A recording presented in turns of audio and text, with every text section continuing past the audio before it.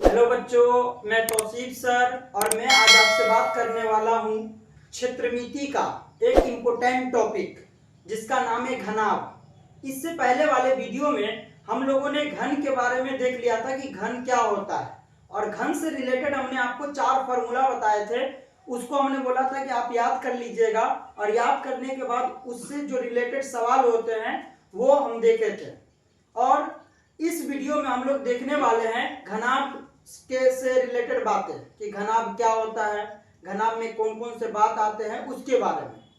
तो जैसा कि आपको स्क्रीन पे दिख रहा होगा कि हमारा चैप्टर चल रहा था आपका क्षेत्रमिति, और क्षेत्रमिति के अंतर्गत हम लोग पढ़ने वाले हैं घनाभ के बारे में कि घनाभ जो होता है वो क्या होता है।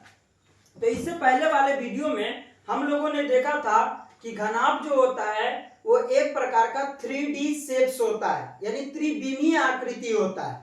तो घनाभ क्या होता है, सबसे पहला पॉइंट यही है कि घनाभ जो होता है ये आपका 3D शेप्स होता है, यानी ये आपका कैसी आकृति होता है, ये आपका त्रिविमीय आकृति होता है। और हम लोगों ने देखा था कि त्रिविमीय आकृति के अंतर्गत 3 विमाएं होती है। पहला आपका लंबाई होता है, दूसरा आपका चौड़ाई होता है, और तीसरा ऊंचाई होता है। तो घनाभ के अंतर्गत कितनी बातें आती है, 3 बातें आती है। एक हो जाता है आपका लंबाई, एक हो जाता है चौड़ाई, और एक हो जाता है ऊंचाई। ये 3 बातें जो है ये घनाभ के अंतर्गत आते हैं। तो घनाभ का लंबाई, चौड़ाई और ऊंचाई ये तीनों अलग अलग होता है। यानी कहने का मतलब यह है कि ये तीनों जो होता है ये अलग अलग होता है, यानी बराबर नहीं होता है, अलग अलग होता है। तीनों जो होता है वो कैसा होता है, तीनों आपका अलग अलग होता है, तीनों बराबर नहीं होता है। यानी इसका लंबाई कुछ और होगा, चौड़ाई कुछ और होगा, और ऊंचाई कुछ और होगा। तो आपको सबसे पहले ये याद रखना है कि घनाभ के अंतर्गत 3 बातें आती है।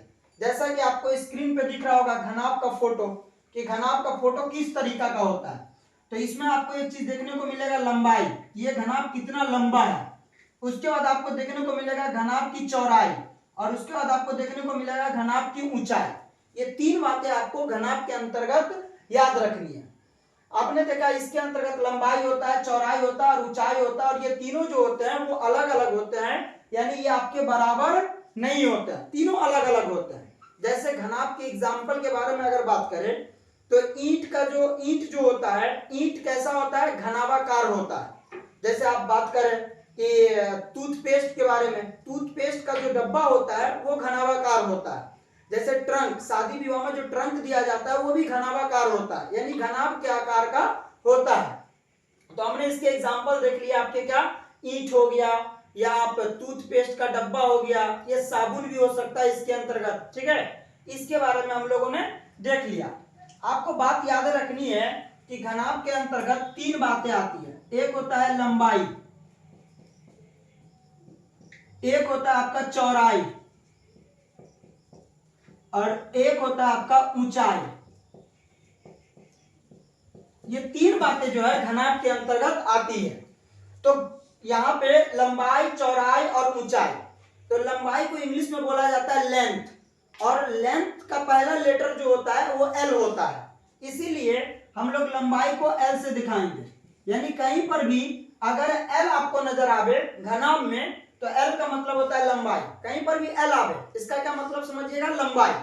उसके बाद आपका जो चौड़ाई है, चौड़ाई को इंग्लिश में बोला जाता है ब्रेथ, और ब्रेथ का पहला लेटर जो होता है वो बी होता है। तो चौड़ाई को हम लोग बी से दिखाएंगे, कि चौड़ाई किससे दिखाया जाता है, बी से दिखाया जाता है। उसके बाद हो जाता है आपका ऊंचाई, और ऊंचाई को इंग्लिश में हाइट कहा जाता है। तो हाइट का पहला लेटर जो होता है वो एच होता है, इसीलिए ऊंचाई को हम लोग किससे दिखाएंगे, एच से दिखाएंगे। तो आपको घनाभ में 3 बातें याद रखनी है, लंबाई, चौड़ाई और ऊंचाई। यह आपका 3 विमा हो गया घनाभ के अंतर्गत। और लंबाई को हम मतलब लंबाई न लिख करके हम एल लिखेंगे। जहां पर भी ले लो आएगा यानी एल आएगा, उसका मतलब ये लंबाई हो गया। जहां पर भी बी आएगा उसका मतलब चौड़ाई हो गया, और जहां पर भी एच आएगा इसका मतलब ऊंचाई हो गया। तो घनाभ में कितनी बातें, 3 बातें, एक लंबाई, एक चौड़ाई और एक ऊंचाई। ये 3 बातें जो है ये घनाभ के अंतर्गत आता है। इसके बाद हम लोग घनाभ से रिलेटेड कुछ बातें देख लेते हैं कि घनाभ के अंतर्गत कौन कौन सी चीजें आती है। जैसा कि आपको स्क्रीन पे दिख रहा होगा घनाभ का फोटो, तो घनाभ का फोटो आपको दिख रहा है, तो इसमें आप ये पता लगाइए कि घनाभ में कितने सतह होते हैं, यानी घनाभ में सतहों की संख्या जो होती है वो कितनी होती है, पहले इसके बारे में जान लेते हैं। तो हम लोग बात करने वाले हैं सतह, या उसी को बोलते हैं पृष्ठ। सतह बोल लो, या इसी को बोल लो पृष्ठ, या इसी को बोलते हैं फलक। सतह या पृष्ठ या फलक, ये तीन चीजें होती है। मतलब आप सतह भी बोल सकते हैं, पृष्ठ भी बोल सकते हैं, या फलक भी बोल सकते हैं। इसको इंग्लिश में बोला जाता है फेस। ठीक है, तो आप जिस घनाभाकार कमरे के अंतर्गत बैठे हुए हैं उसके अंतर्गत देख लीजिए कि उसके अंतर्गत कितनी सतह है। सतह बोले तो कहने का मतलब यह है कि जैसे आप जिस घनाभाकार कमरे के अंतर्गत बैठे हुए हैं उसमें आपको दिख रहा होगा कि आपके अंतर्गत कितने दीवारें हैं, 4 दीवारें हैं जो खड़े हैं, और एक ऊपर से आपका छत है, और नीचे से एक जो है वो आपका जमीन है। तो टोटल सतहों की संख्या यानी टोटल पृष्ठों की संख्या या फलकों की संख्या जो है वो आपको कितना देखने को मिल रहा है, ये आपको 6 देखने को मिल रहा है। तो एक घनाभ में कितने मतलब फलक होते हैं, तो 6 फलक होते हैं। उसके बाद हम लोग बात करते हैं शीर्ष या कोण का, कि एक मतलब घनाभ में कितने शीर्ष या कोण होते हैं। शीर्ष बोल लो या इसी को कोण बोलते हैं। शीर्ष को इंग्लिश में बोला जाता है वर्टेक्स। क्या बोला जाता है? वर्टेक्स बोला जाता है। तो जिस घनाभाकार कमरे के अंतर्गत आप बैठे हुए हैं उसमें देखिए कोना कितना है, आपको नजर आएगा 4 कोना नीचे नजर आएगा और 4 कोना ऊपर नजर आएगा। तो एक घनाभाकार पिंड जो होता है, या मान लीजिए एक घनाभाकार कमरा जो होता है उसके अंतर्गत आपको 8 कमरा जो है मतलब 8 कोण जो है वो 8 कोण देखने को मिलेगा। उसके बाद हम लोग बात कर लेते हैं भुजा की, या उसी को बोलते हैं किनारा, या उसी को बोलते हैं हम लोग कोर। कोर बोलते हैं, कोर को इंग्लिश में एज बोला जाता है, एज। तो एक घनाभ में कितने भुजा या किनारा या कोर होते हैं? देखिए भुजा या किनारा या कोर कहने का क्या मतलब है? कहने का ये मतलब है कि जब दो सतह एक दूसरे से मिलते हैं तो वहां पे एक लाइन सा बनता है, उसी लाइन को किनारा बोलते हैं या भुजा बोलते हैं या कोर बोलते हैं, तीनों बात आप बोल सकते हैं। कहने का मतलब ये है कि जैसे ये आपका क्या है मतलब घनाभ है, तो यहाँ पे आपको एक सतह ये सामने से दिख रहा होगा और एक सतह ये ऊपर से दिख रहा होगा, तो ये दोनों अटैचमेंट कहाँ पे है? ये यहाँ पर। तो इसी को बोलते हैं भुजा या किनारा। तो इसी को हम लोग भुजा या किनारा कहते हैं। और एक घन में भुजा या किनारा की संख्या जो होती है ये 12 होती है। आप फिगर में काउंटिंग कर सकते हैं कि इसमें भुजा या किनारा कितना है। चलिए काउंटिंग करते हैं। आपको एक भुजा या किनारा यहाँ दिख रहा होगा, 1 हो गया, ये आपका 2 हो गया, ये आपका 3 हो गया और ये 4 हो गया, यानी 4 किनारा आपको नीचे नजर आया। उसके बाद ये हो गया 5, ये हो गया 6, ये हो गया 7, ये हो गया 8 और ये हो गया 9।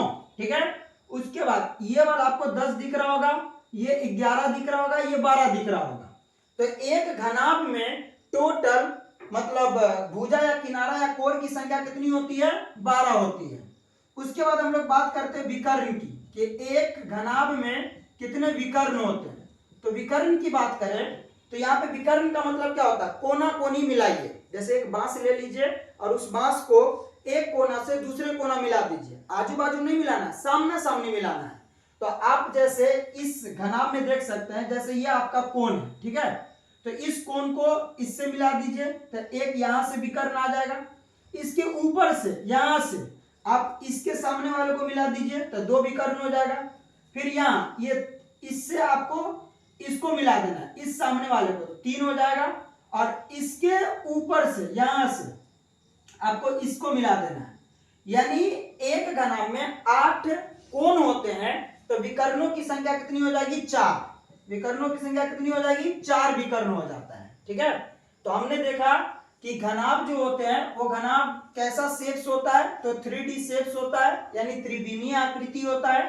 घनाभ में 3 बातें होती है, एक होता है लंबाई, एक होता है चौड़ाई और एक होता है ऊंचाई। तो ये तीनों जो होता है ये अलग अलग होता है, यानी बराबर नहीं होता है। इसका लंबाई कुछ और होता है, चौड़ाई कुछ और होता है और ऊंचाई कुछ और होता है। ठीक है, उसके बाद हमने देखा कि एक घनाभ में कितने सतह या पृष्ठ या फलक होते हैं। तो हमने आपको बता दिया कि एक घनाभ में टोटल सतहों की संख्या कितनी होती है, 6 होती है। उसके बाद कितने शीर्ष या कोण होते हैं, तो 8 शीर्ष या कोण होते हैं। उसका भुजा या किनारों की संख्या, तो भुजा या किनारों की संख्या कितनी होती है, 12 होती है। और विकर्णों की संख्या की बात करें तो विकर्णों की संख्या 4 होती है। इंग्लिश में इसको हम लोग डायगोनल के नाम से जानते हैं। ठीक है, विकर्ण को क्या बोलते हैं, डायगोनल बोलते हैं। आपको एक पॉइंट याद रखने की बात है, जैसे आप इस पॉइंट को याद रखिएगा कि घनाभ जो होता है और घनाभ के जितने भी सतह होते हैं, घनाभ में टोटल सतह कितने होते हैं, 6 होते हैं। तो घनाभ के जितने भी सतह होते हैं, ये सतह जो होता है ये आपका आयताकार होता है। कैसा होता है, आयताकार होता है। घनाभ के जितने भी सतह होते हैं सभी सतह क्या होते हैं, आयताकार होते हैं। और सामने वाला सतह जो होता है वो बराबर होता है, यानी सामने का सतह, सम्मुख सतह जो होता है, सम्मुख सतह जो होता है यानी सामने का जो सतह होता है ये कैसा होता है, ये आपका होता है बराबर। बराबर कहने का मतलब समान। अब जैसे इस फिगर में आप देख लीजिए, आपका घनाभ है ये, ठीक है, और घनाभ का जितना भी सतह है सब आयताकार है, यानी ये भी आपका एक आयत है, ये भी आपका एक आयत है, इसके पीछे वाला भी एक आयत है, ये साइड वाला जो है ये आपको दिख रहा होगा, ये भी एक आयत है।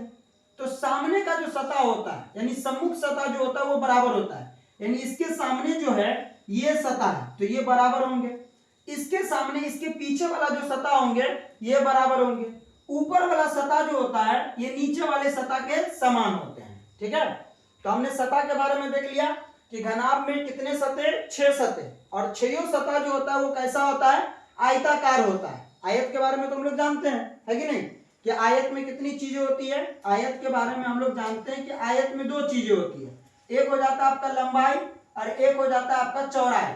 ठीक है, तो ये आयताकार हो गया। और सामने का सतह कैसा होता है, सामने का सतह जो होता है ये आपका बराबर होता है। ठीक, तो ये पॉइंट आपको याद रखनी है।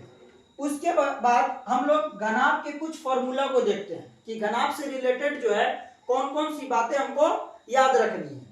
तो सबसे पहला हो गया घनाभ का आयतन। सबसे पहला हम लोग को क्या देखना है, घनाभ के आयतन के बारे में देखना है कि घनाभ का आयतन क्या होता है।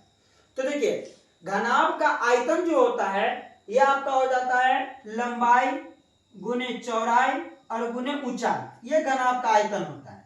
यानी अगर लंबाई को चौड़ाई से और चौड़ाई को ऊंचाई से अगर तीनों को गुना कर दे तो ये हमारा क्या निकल जाता है, घनाभ का आयतन। घनाभ के आयतन का फॉर्मूला ये हो जाता है।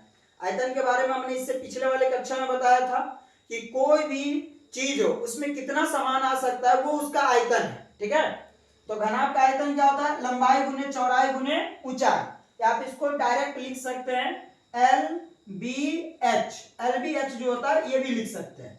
आपको याद रखनी है कि घनाभ का आयतन क्या होता है, लंबाई गुने चौड़ाई गुने ऊंचाई होता है। इसके बाद हो गया आपका घनाभ का वक्र पृष्ठीय क्षेत्रफल। यहाँ पे वक्र कहने का क्या मतलब है, हमने वक्र का मतलब बताया था कि वक्र का मतलब जो होता है, जैसे कोई भी घनाभ है तो उसमें जो खड़ा वाला पार्ट होता है, खड़ा वाला पार्ट, जैसे आप जिस घनाभाकार कमरे के अंतर्गत बैठे हुए हैं उसमें देखिए कि खड़ा वाला पार्ट कितना है, तो आपको 4 दीवार जो है वो खड़ा देखने को मिलेगा, वही उसका पृष्ठीय क्षेत्रफल है, वक्र पृष्ठीय क्षेत्रफल है। तो यहाँ पे जैसे इस फिगर में आप देख सकते हैं खड़ा वाला पार्ट ये है, ये बाजू वाला है, ये बाजू वाला है और पीछे से है। ठीक है, तो सामने का तो सामने के बराबर होगा, इस सामने का उस सामने के बराबर होगा। तो इस हिसाब से घनाभ का वक्र पृष्ठीय क्षेत्रफल जो होता है ये 2h इंटू लंबाई प्लस चौड़ाई हो जाता है। ठीक है, यानी 2h इंटू लंबाई प्लस चौड़ाई जो हो जाएगा ये आपका क्या हो जाएगा, घनाभ का वक्र पृष्ठीय क्षेत्रफल हो जाएगा। उसके बाद हो जाता है घनाभ का कुल पृष्ठीय क्षेत्रफल। कुल यानी संपूर्ण। घनाभ में कितने पृष्ठ होते हैं, 6 पृष्ठ होते हैं, तो 6 पृष्ठ का क्षेत्रफल निकालना है हमको। ठीक है, तो इसके लिए आपको तरीका ये याद रखना है कि जैसे सबसे पहले आपको बाहर में ले लेना है 2, बाहर में कितना लेना है 2। अब हमारे पास घनाभ में बातें कितनी है, घनाभ में बातें हैं 3, L, B और H। ठीक है, तो आपको बारी बारी से सर्कल में चलना है, सर्कल यानी चक्रीय, यानी सर्कल में आपको चलना है। यानी आपको एक बार गुना करना है L को B के साथ, एक बार गुना करना है B को H के साथ, और एक बार गुना करना है H को L के साथ, और गुना करके सबको जोड़ देना है। ठीक है, तो हमने कितना लिया 2, और उसके बाद हम L को क्या करेंगे B के साथ गुना करेंगे, यानी LB। ठीक है, यहाँ पे सटा के LB को हमने सटा के लिखा, तो बीच में गुना का जो साइन होता है वो छुपा हुआ रहता है। आप एक बात याद रखिएगा कि जब भी कोई भी चीज सटा के होता है यानी उसका मतलब वो गुना में है। ठीक है, तो यहाँ पे L और B जो है ये सटा के है, इसका मतलब ये गुना में है। उसके बाद आपको गुना क्या करना है, B का गुना H से करना है, यानी BH लिख लीजिए, अब प्लस H का गुना किससे करना है, L से, तो HL लिख लीजिए। तो ये आपका हो जाता है घनाभ का कुल पृष्ठीय क्षेत्रफल, जो हमने आपको यहाँ पर बताया। तो ये 3 फॉर्मूला हो गया आपको घनाभ का आयतन। घनाभ का आयतन क्या होता है, L गुने B गुने H। ठीक है, घनाभ का वक्र पृष्ठीय क्षेत्रफल क्या होता है, घनाभ का वक्र पृष्ठीय क्षेत्रफल होता है 2H into L plus B। अब बाकी L क्या होता है, B क्या होता है, H क्या होता है, हमने वहां पे आपको समझा दिया। उसके बाद होता है घनाभ का कुल पृष्ठीय क्षेत्रफल। तो हमने आपको तरीका बता दिया कि बाहर में आपको कितना लेना है, 2 लेना है। उसके बाद एक दान L को B के साथ गुना करना है, B को H के साथ गुना करना है, और फिर H को L के साथ गुना करना है। तो ऐसा करने से हमें निकल जाता है घनाभ का कुल पृष्ठीय क्षेत्रफल। क्या निकल जाता है, 2 into LB plus BH plus HL। ये पहले आप इसको याद कर लीजिएगा। उसके बाद हम लोग बात करते हैं घनाभ के विकर्ण का। तो घनाभ का जो विकर्ण होता है इसका फॉर्मूला होता है root under L square plus B square plus H square. ये फॉर्मूला हो जाता है। तो सबसे पहले आप घनाभ के इस 4 फॉर्मूला को याद कर लीजिएगा। घनाभ से रिलेटेड ये 4 फॉर्मूला बनते हैं, और इस चारों फॉर्मूला को आपको क्या करना है, याद कर लेना है। इसके बाद की बात हम लोग बाद में करेंगे, तब तक आप इसका एक स्क्रीनशॉट ले लीजिए। ठीक है, चलिए हम लोग देख लेते हैं कि घनाभ पे किस तरीका के क्वेश्चन बनते हैं और उसको हम लोग किस तरीका से सॉल्व करेंगे। तो यहाँ पे आपको जैसा कि क्वेश्चन दिख रहा होगा कि क्वेश्चन में दिया हुआ है कि एक घनाभाकार पिंड, यानी एक पिंड है जो घनाभाकार है, घनाभ के आकार का है, और उसकी जो लंबाई है वो लंबाई कितना दिया हुआ है, 5 मीटर।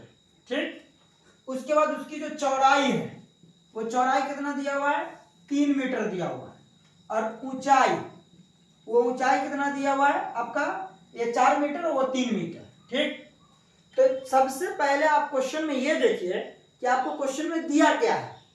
सबसे पहले क्वेश्चन बनाने का तरीका ये है कि आपके क्वेश्चन में दिया क्या है और आपको निकालना क्या है, उसके बेस पर बात कीजिए। तो सबसे पहले आप ये लिख लीजिए क्वेश्चन में कि दिया क्या है। दिया है घनाभाकार पिंड की लंबाई, और हमने आपको बताया था कि लंबाई को हम लोग L लिखेंगे। क्या लिखेंगे, L। तो इस घनाभ, ये घनाभ है, घनाभ की लंबाई कितना दिया हुआ है, घनाभ की लंबाई दिया हुआ है 5 मीटर, तो ये आपका लंबाई हो गया। उसके बाद घनाभ की चौड़ाई कितना दिया हुआ है, 4 मीटर, तो ये आपका चौड़ाई हो गया। उसके बाद घनाभ की ऊंचाई कितना दिया हुआ है, 3 मीटर, तो ये आपका ऊंचाई हो गया। तो यहाँ पर लंबाई कितना दे रहे हैं, 5 दे रहे हैं, तो 5 मीटर लिख लेंगे। उसके बाद चौड़ाई को किससे दिखाते हैं, B से, तो ये B कितना हो गया, 4 मीटर, और ऊंचाई को किससे दिखाते हैं, H से, तो ये H आपका हो गया 3 मीटर। उसके बाद हम लोग बात करेंगे कि क्वेश्चन में हमको निकालना क्या है। पहला बोल रहा है उसका, उसका मतलब किसका, ये घनाभाकार पिंड का। हमें आयतन निकालना है, वक्र पृष्ठीय क्षेत्रफल निकालना है, संपूर्ण पृष्ठीय क्षेत्रफल निकालना है, और विकर्ण निकालना है। तो हम लोग बारी बारी से बात करेंगे कि कौन किस तरीका से निकलेगा। पहला की बात कर लेते हैं। पहला में बोल रहा है घनाभाकार पिंड, इसका आयतन। तो हम लोगों ने अभी फॉर्मूला देखा था कि घनाभ का जो आयतन होता है ये आपका हो जाता है लंबाई गुने में चौड़ाई और गुने में ऊंचाई, ये फॉर्मूला हो जाता है। तो चलिए अब हम लोग इसका वैल्यू पुटअप कर देते हैं, यानी वैल्यू रख देते हैं। तो लंबाई कितना है, 5 मीटर, तो लंबाई L की जगह पे 5 रख दीजिए। उसका गुना चौड़ाई B की जगह पे 4, और गुना ऊंचाई यानी H की जगह पे आपका कितना हो गया, 3 हो गया। तो हमने रख दिया। अब इसके बाद इसको मल्टीप्लाई कर दीजिए, यानी गुना कर दीजिए।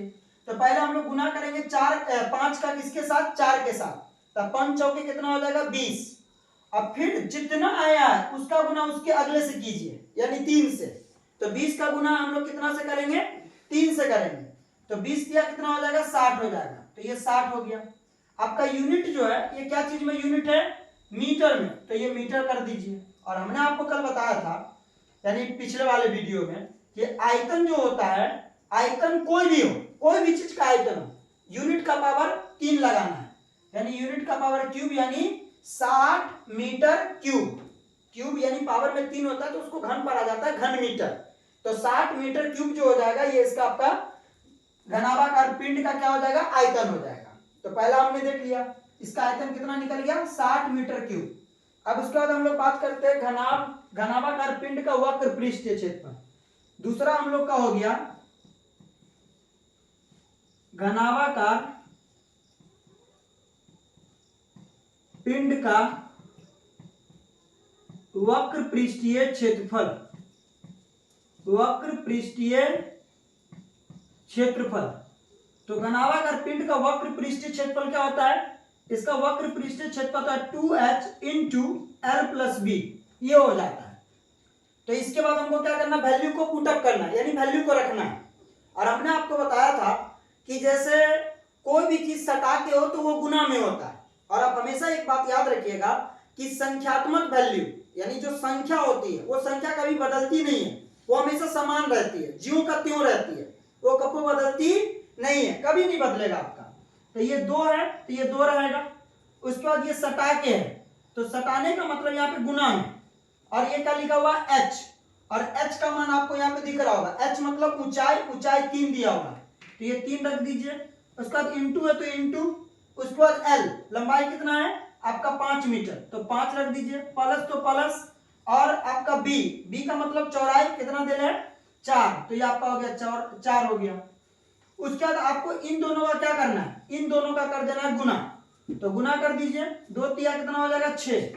यहाँ पे सटा के है तो गुना में, और उसके बाद 5 का 4 के साथ प्लस कर दीजिए। तो 5 और 4 ये दोनों मिलके कितना हो जाएंगे? 9 हो जाएंगे। ठीक है। उसके बाद आपको 9 का 6 के साथ क्या करना है? गुना, यानी 9 छक्के 54। 9 छक्के कितना हो जाएगा? 54। तो ये आपका 54। और आपका यूनिट क्या है? यूनिट जो है ये मीटर है, तो ये मीटर दे दीजिए।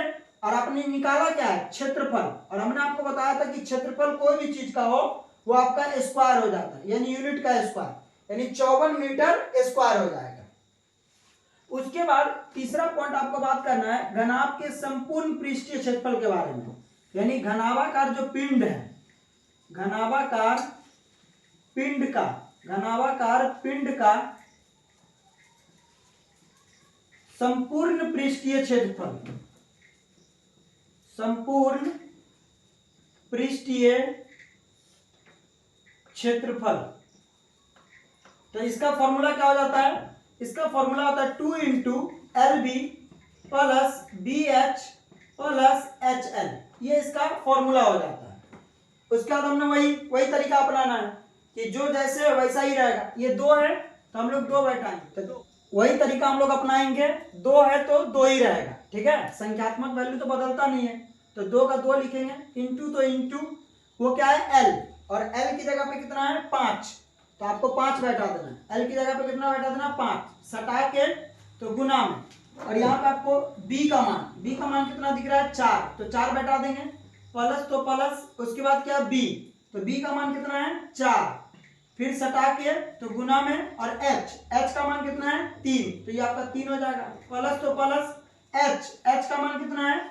3, सटा के गुना में, और एल का मान कितना है? ये आपका 5 है, तो ये 5 हो जाएगा। ठीक है। उसके बाद यहाँ पे देख लीजिए 2 है तो 2 ही रहेगा, इंटू तो इंटू हो जाएगा। उसके बाद हमको 5 को 4 को क्या करना है? गुना, तो 5 चौके कितना हो जाएगा? 20। प्लस तो प्लस 4 का गुना 3 से करेंगे तो 4 तिया 12, प्लस तो प्लस 3 का गुना 5 से करेंगे तो ये आपका हो जाएगा 15। ठीक है, कोष्ठ बंद कर देंगे। 2 तो 2, और ये सटा के, तो सटाने का मतलब क्या हो गया? गुना में। अब उसके बाद इस तीनों को हम लोग क्या करेंगे? जोड़ देंगे, तो जोड़ दीजिए। ये आपका 20 है, ये 12 है, और ये 15 है। जोड़ देंगे तो ये अपने को हो जाएगा 47। ठीक है, ये 47 हो गया। अब उसके बाद 47 को 2 के साथ क्या कर देना है? गुना, तो गुना कर दीजिए। 7 दूना 14, 14 के 4, एक बचल, 4 दूना 8 और एक बचल था 9। और हम लोग का यूनिट है मीटर। और हम लोगों ने बताया था कि क्षेत्रफल कभी भी बात हो तो कर देना मीटर का स्क्वायर। तो ये आपका 54 मीटर स्क्वायर जो हो जाएगा, ये इसका कुल पृष्ठीय क्षेत्रफल हो जाएगा।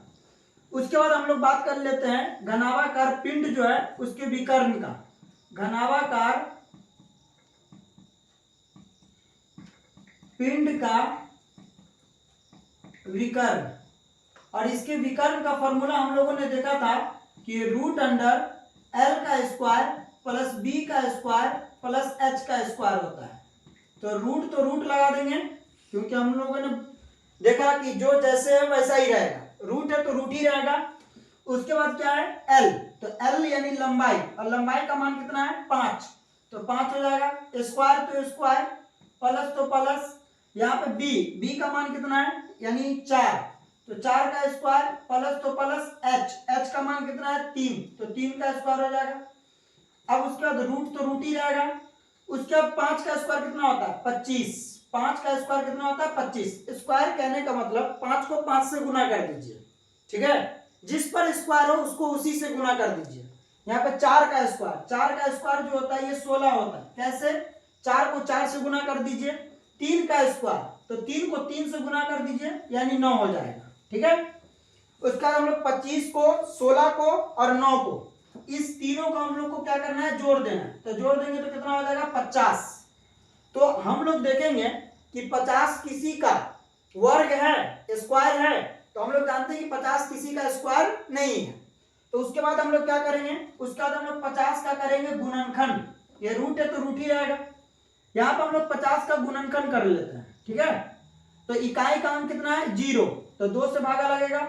2 का अंक के पारा में 5 नहीं आएगा, तो कितना आएगा 4 आएगा। 4 कितना बार में आएगा 2 बार में। उसके बाद हमको जाना था 5 पर, लेकिन हम पहुंचे 4 पर, तो बचल कितना 1 पर 0 10, 2 का अंक के पारा में 10, 5 बार में, तो 5 हो गया। उसके बाद 25, इकाई का अंक कितना है 5, जब इकाई का अंक 5 होता है तो 5 से लगता है, तो यहाँ पे कितना से लग जाएगा 5 से। तो 5 का अंक के पारा में 25 जो आता है वो कितना बार में आता है 5 बार में आता है, ठीक। तो इसका गुणनखंड क्या हो गया, इस सब को गुना कर दीजिए, यानी 2 गुने 5 गुने 5, तो 50 की जगह पर आप लिख सकते हैं 2 गुने 5 गुने 5। और हम लोग जानते हैं कि रूट यानी स्क्वायर रूट के अंतर्गत अगर दो चीजें अगर समान हैं, तो अगर अंदर में 2 है तो बाहर में 1 निकलता है, यानी अंदर में 2 को 5 है तो बाहर में आपका कितना 5 निकल जाएगा 1 5, और 2 का कोई जोड़ा नहीं बना तो वो 2 बाहर निकलेगा ही नहीं, तो ये आपका 2 ही √2 ही रह जाएगा। और मीटर तो मीटर, तो यानी ये आपका हो गया 5√2 मीटर। यानी जोड़ी बननी चाहिए, जिसका जोड़ी नहीं बनेगा तो वो बाहर नहीं निकलेगा। जिस तरीका से मान लीजिए शादी विवाह में अगर उसकी जोड़ी ना मिले, तो जोड़ी नहीं मिलेगा तो वो उसकी शादी नहीं होगी। उसी तरीका से स्क्वायर रूट में होता है कि अगर आपका अंदर में अगर जोड़ा नहीं मिल रहा है तो वो अंदर ही रहेगा, बेचारा बाहर कब वो नहीं निकलेगा, ठीक है। तो ये 5 का जोड़ा मिल गया तो 5 एक बाहर आ गया, और 2 का जोड़ा नहीं मिला तो 2 अंदर में ही रहेगा, ठीक है। तो इस तरीका से हम लोगों ने सवाल को देखा। अब यहाँ पर आपको एक सवाल दिया जाता है, इसको आप करके बताइएगा। इसका आंसर आप कमेंट बॉक्स में दीजिएगा कि एक घनाभाकार पिंड है जिसकी लंबाई जो है ये आपका 12 मीटर है, ठीक। उसकी चौड़ाई जो है ये आपका 4 मीटर है, और ऊंचाई जो है ये आपका 3 मीटर है, ठीक है। ये कोई घनाभाकार पिंड है जिसकी लंबाई, चौड़ाई और ऊंचाई दिया हुआ है।